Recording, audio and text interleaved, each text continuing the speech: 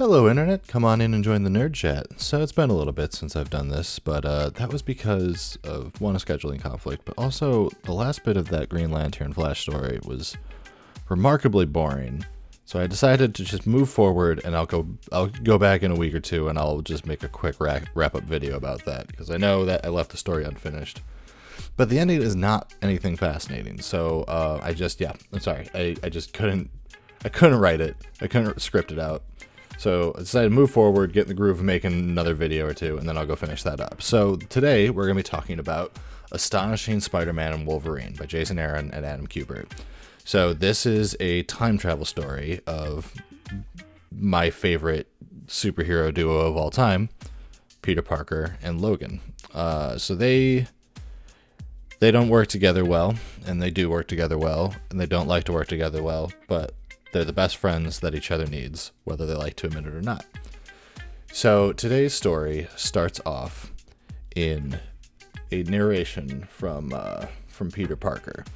So as he's stargazing, he comments on how some of the constellations haven't yet formed, and there are stars where he isn't used to seeing them. He didn't notice at first, but as he stopped trying to find a way home and started looking up, he started appreciating, the stargazing part of his days. So he tries to tell himself he looks up because it calms him, but he knows that's not true. He's looking for something that he knows is coming. As a scientist, he's fascinated. He's learned so much, but sadly, he'll never get to tell anyone. Peter Parker is the smartest man on Earth, and tomorrow, he'll be dead. As it pans back, we see that he's on the top of a mountain with dinosaurs around him. So, as Peter's climbing down, he starts to think that he never thought he would go out this way. He thought he'd be killed by a villain like Dr. Doom, but maybe now he's just going to be a footnote in history, a late-night TV special, whatever happened to Spider-Man. He had so much more he wanted to do, battles to fight, quips to utter, and questions to answer. One question in particular is, who is this woman that he's been making carvings of? Every night he sees the same face in his dreams, but he doesn't know who she is, and he can't ever figure out, he never figures out who she is, and he sees her literally every night, every time he closes his eyes. So he carves these, faces to see if he can figure out why it is he feels like he's supposed to know this woman. And if Peter's going to die, he's not going to do it alone, because there's someone else that's here that needs to know what's about to happen. So Peter knows what will happen if he goes, but he has to tell someone. He has to tell Logan. Currently, Wolverine is fighting the kill folk who are attacking his people, the small folk.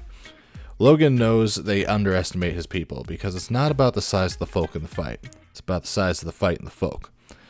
So during this battle, you just see Wolverine cutting his way through people. He's known as Six Claws in this land. And as the battle ends, he makes the kill folk swear to admit that the small folk are better and they'll never bother them again. Now, Peter shows up during all this to ask Logan that he's guessing he didn't take his advice not to interfere with the timeline and mingle with these people, and asks Logan if he's still teaching them to try to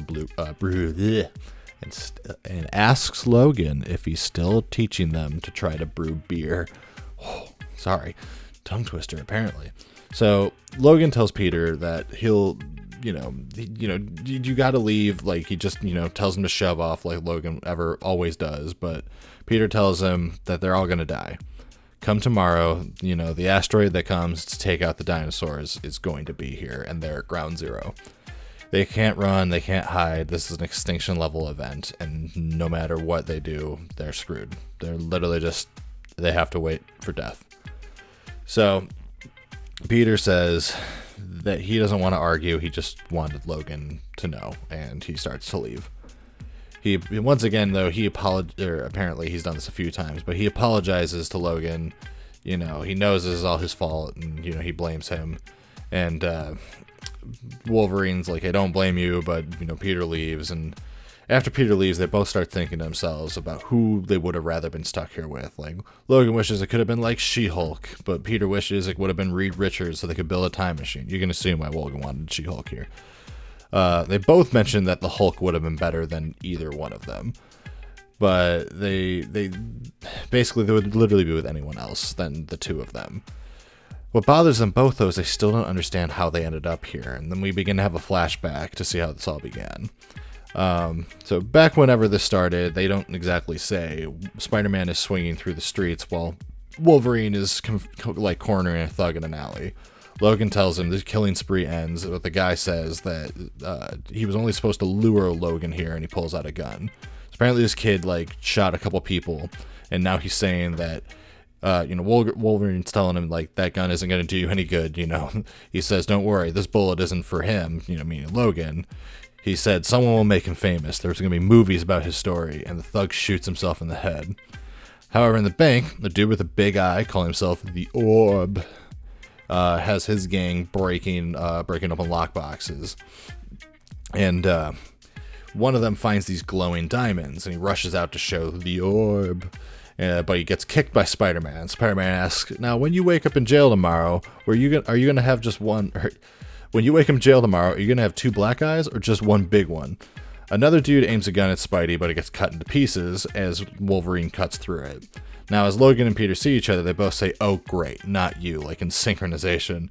And they suddenly, as these diamonds like hit the ground, get transported. And Peter asks, as he looks around, how did they get to the Savage Land? And Logan says, "This isn't the Savage Land." And they realize they've traveled through time. Which brings us back to the present. Well, the past. But the current part of the story. Currently, Peter is letting all these like bugs that he's collected and animals, whatnot, that he's collected to study. He lets them all out and begins dismantling his camp to leave no evidence that he was ever here. He wants to keep the timeline intact. And when he tries to smash the statues he carved, though, he just can't bring himself to do it. There's something about it that just calls to him, and he just can't bring himself to dismantle these. Meanwhile, Logan is letting out all of his prisoners so that they can go back to their families, and Wolverine just kind of meditates and tries to prepare himself for the end. He thinks he shouldn't have been so hard on Peter, and he hopes that, in the end, he's done more good than he has done bad, and hopefully he's outweighed all the bad he's done. Peter refuses to give up, though, and he starts trying to think of a way to like harness the energy of the impact. He starts like running equations, trying to see if there's a way that he can, build something, create something to get them out of there. And Logan struggles to clear his head. He has this rage building up that he can't even like understand, and it overcomes him, and he starts to scream, and he sees someone, not one of the folk, but he sees something out there. So Logan fights some enemy that we don't really get a good look at. They look like kind of metallic and something's. We don't really get a very good look at them. We don't know who they are at this point. So Logan, as he's fighting them, Peter's still trying to do these equations, but the asteroid just comes. But we see that there's some of the same diamonds on the asteroid as it's coming down, and this bright white light overcomes them both. And at the moment, we see nothing but white. And Peter thinks he must be dead. And while he's upset, he kind of gets excited at the thought of being able to see his loved ones. And, he hears someone calling his name. And as he starts to open his eyes and things start to come into focus, he sees Logan and realizes, no, he never should have lied to Aunt May about those brownies, about eating those brownies for the homeless. Because if Logan's here, this obviously can't be heaven. But Logan tells him, "Dude, don't worry, you're not dead. But you may have been right about living with the folk and disrupting the timeline," as they turn around to see Devil Dinosaur, a like decimated city, and these like hybrid human folk people, and that's the end of the first issue. So yeah, that's their first one. I think that this is a 6-part series, so we got a few more of these to go, but it's really good. They travel all through time, so we have like this future timeline, we have one where they're like in the Old West, and we get to see a lot of Wolverine and Logan in these really ridiculous situations, and a really fun story. So yeah, I hope that you guys, I hope you enjoyed it. I hope that you, press all the buttons that you need to. This is YouTube. You've been on it once or twice, I'm sure. Like, comment, subscribe, all that jazz. And also, if you are interested in just a little bit more of me, I've been streaming Twitch quite a bit, and there's going to be links to that here as well. But also, I was recently on a podcast that you should check out even when I'm not there, the Court of Owlets. They're very good. They cover the comics that come out weekly.